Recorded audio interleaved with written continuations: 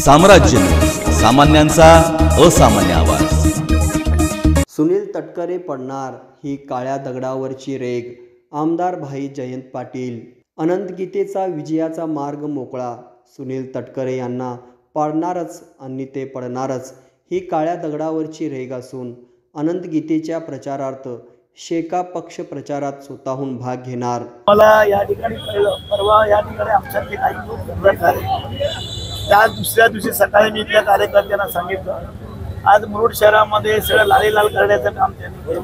हे चित्र सगळ्या जिल्ह्यामध्ये होणार आहे आणि या ठिकाणी शरद पवारांचे राष्ट्रवादी, शेका पक्ष, काँग्रेस आणि या ठिकाणचे इतर विविध संघटना, आमचे लोंढे जे आहेत, या विविध उल्का महाजन, या वेगळ्या विविध सामाजिक आणि विविध विशिष्ट गोष्टींनी काम करणाऱ्या ज्या NGO आहेत, त्या सुद्धा आज जिल्ह्यांसाठी काम करतात।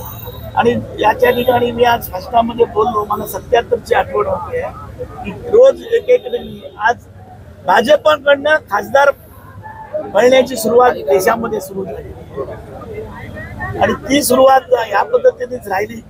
उद्या तिकीट वाटप फायनल झाल्यानंतर तुम्हाला देशातलं चित्र बदललेलं दिसेल आणि म्हणून या ठिकाणी तटकरे पडणारी काळ्या दगडावरची रेघ आहे। त्यांच्या बरोबर फिरणारे लोक आहेत, ते पण आम्हाला सांगतात याला पाडा, आम्ही येऊ शकत नाही। कोण कुठे ह्याच्यामध्ये अडकले, कोण कुठे कॉन्ट्रॅक्टमध्ये अडकले आणि 5 वर्षामध्ये अपयशी खासदार म्हणून त्याचं नाव या ठिकाणी नोंदवलं गेलेलं आहे।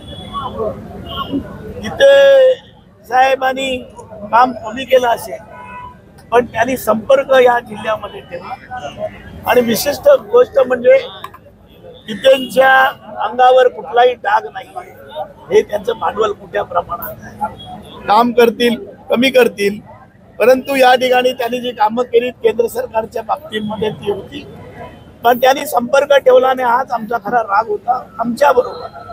त्यांनी यंदाची कामं केली पण आमच्या बरोबर संपर्क ठेवला नाही। आज एका माजी काँग्रेसच्या आमदारांनी माझ्याजवळ काल फोन केला, तर इथे माणूस चांगला आहे आणि नक्की पण आहे। आज त्यांना वेगळं वातावरण मिळालेलं आहे। तुम्ही बघता, तुम्ही फिरतात, माझ्यापेक्षा तुम्हाला जिल्ह्यातली आणि मतदारसंघातली माहिती आहे, कोण काय बोलतं काय नाही आहे। पण 5 वर्षाकरते खासदार म्हणून जे काम करायला पाहिजे ती कामं त्यांनी केलेली नाहीत, ते आणि कुठल्या तोंडाने ते आता मतदानाला जाणार।